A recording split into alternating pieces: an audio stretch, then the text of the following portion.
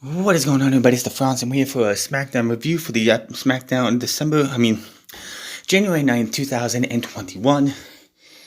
This show was the first episode of Smackdown, or second Smackdown episode of the new year, with a gauntlet match to decide who is going to face Roman Reigns at, I believe, the Royal Rumble. Big E defends his Intercontinental Championship. The Street Profits defend the Tag Team Championships. And what is up next with Roman Reigns and Kevin Owens?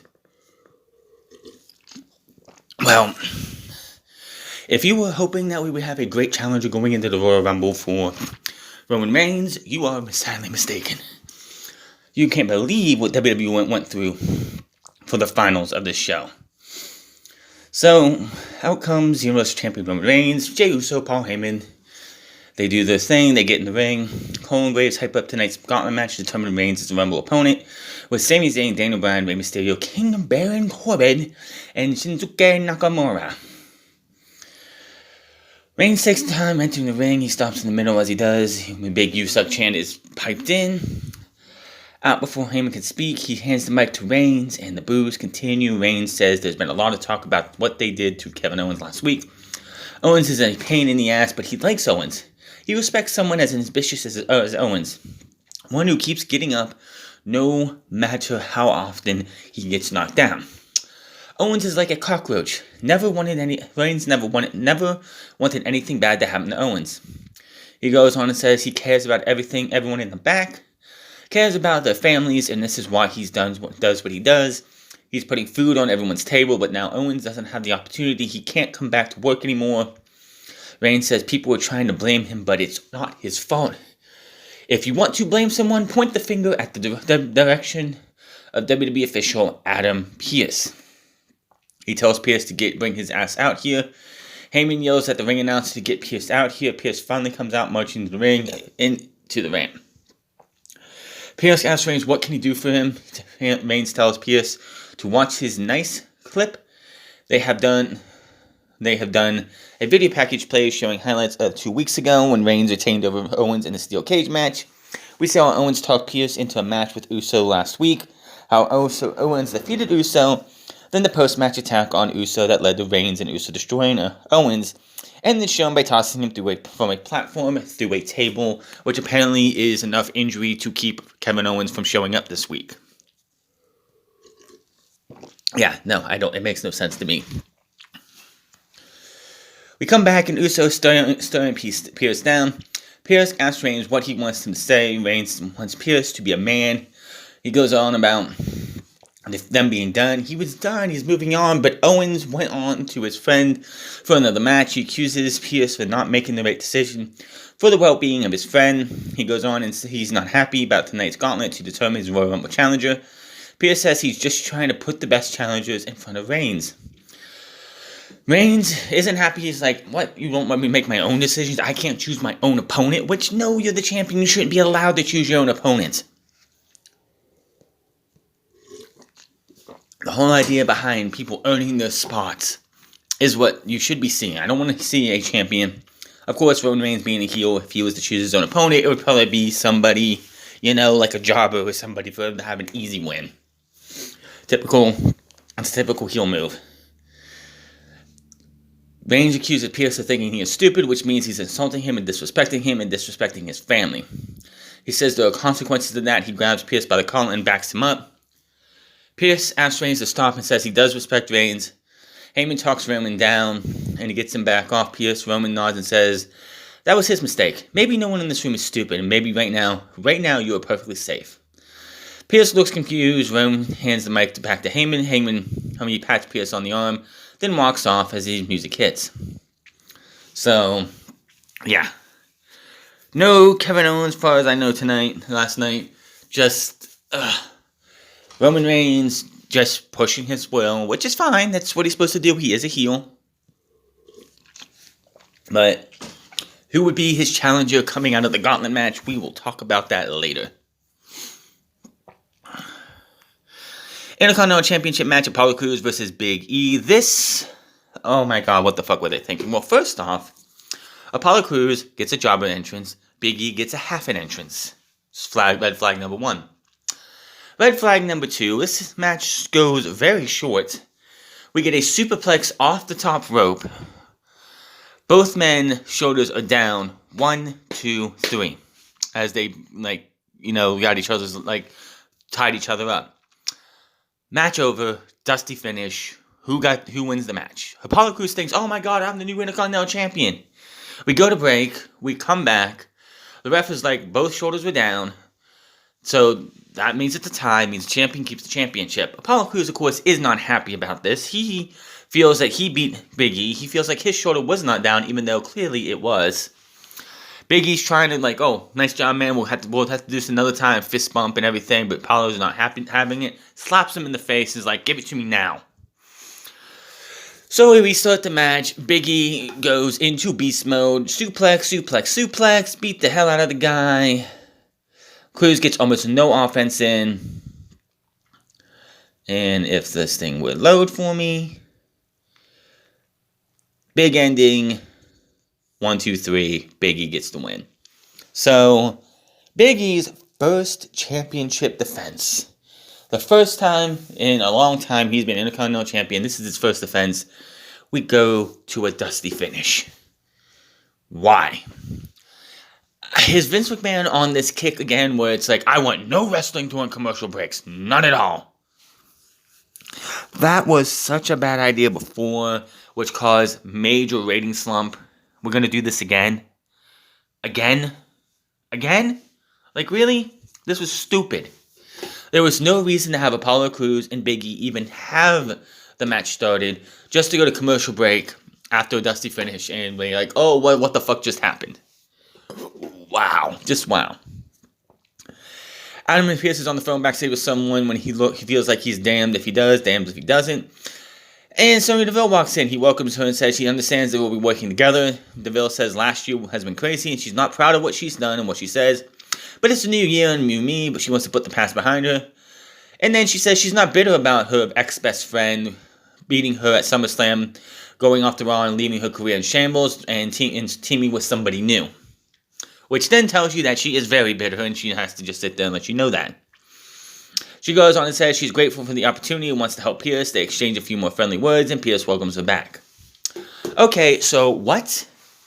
Last week, we just see her walking backstage while people around her looking like, what the hell is she doing here? She doesn't work here anymore.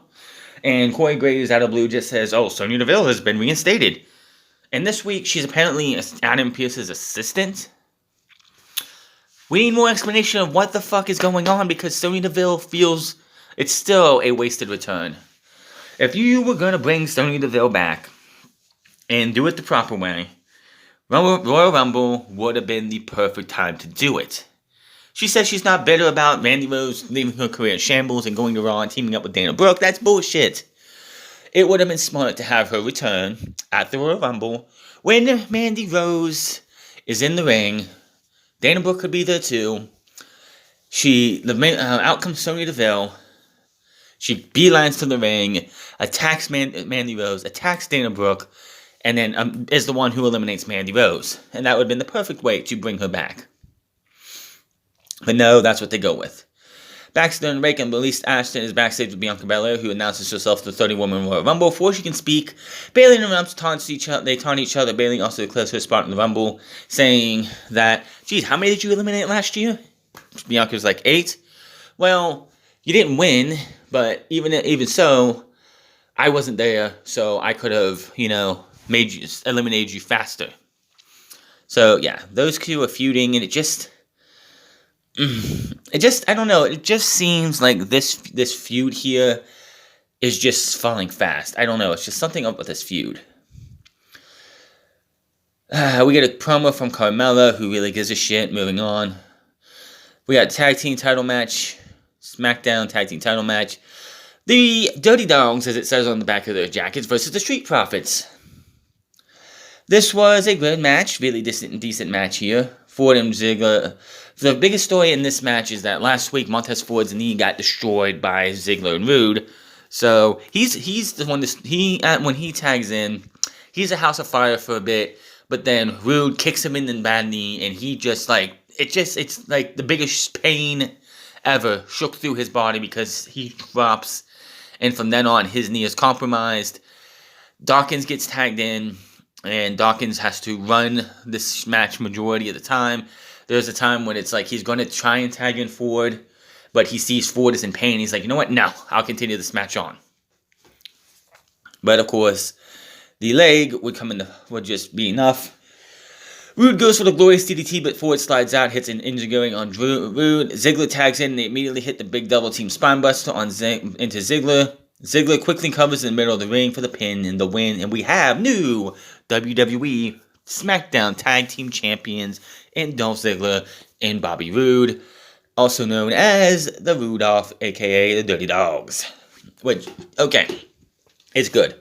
Street Profits have held Tag Team Gold since February of last year. We still had wrestling crowds, full crowds at wrestling shows, when these guys won the tag team titles from Seth Rollins and Murphy last year, going into Elimination Chamber and then all that stuff. Adam Pearce is Sonya Deville backstage talking strategy when Paul Heyman walks in. Deville dismisses herself. Pearce tells Heyman, if this is about the gauntlet, save it, please. Heyman says he likes Pearce and wants no hostility. Heyman goes on about knowing Pearce's past and how things could have been if he managed scrap dadding Adam Pearce back then. Heyman says he knows Pearce's accomplishment, why he was picked for this job, but he also knows this wasn't how Pearce saw his career going. Pearce wanted to be the champion. Reigns has him pull some strings, and Pearce is now in tonight's gauntlet match. Ugh. Pearce doesn't look thrilled. Heyman says Pearce now has the chance to pursue the dream he's had since he was a baby, and courtesy of he's Universal Champion. Heyman says he's happy and proud for Pearce personally and professionally. Heyman grabs Pearce's hand and shakes it, and says it's been a pleasure doing business with him. It's interesting.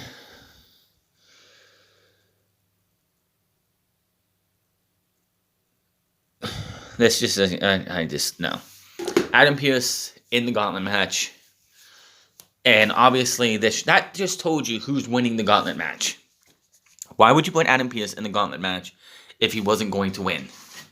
You pretty much just made the entirety of a gauntlet match worthless because you told us that you're putting Adam Pearce in the match so he could win. Pearce hasn't had a match in 6 years. Pearce hasn't wrestled in 6 years. He's been working in WWE for at least 3 or 4 of those years, I'm pretty sure. Now, don't get me wrong, back in the day, he was probably a hell of a wrestler. But it's just no.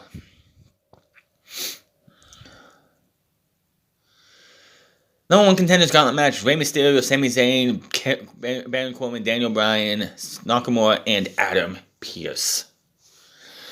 So we get the first part of this match with Rey Mysterio going up against Sami Zayn. Sami starts ranting about conspiracy against him. He has a film crew with him and says they're here to document and uncover the conspiracy against him, which led him to losing the Intercontinental Champion. He goes on and says that when the documentary comes out, it'll prove he's the rightful champion. Fans boo as Sami's ranting goes on. Enter the ring, goes about beating Rey than anyone else in the ring. It's unbeatable. The bell rings. Sami is ranting as his fellow crew. He turns around, dropkick, knocks Sami into the ropes. Rey Mysterio hits a 619, goes up top, big frog splash, 1, 2, 3, and Sami has been eliminated. You dedicate an entire hour of this show to a gauntlet match. In the very first, I know you're not going to have a bunch of barn burners like you did in a good bit of gauntlet matches, but seriously, an easy pin and win like that.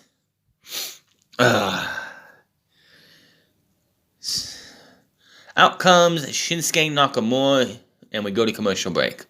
Back from break, the bell rings, lock up. You have yourself a good bit of match here. Now, spoiler alert, Nakamura runs the gauntlet. Nakamura is the guy who comes into this gauntlet. He beats Rey Mysterio. He beats Baron Corbin.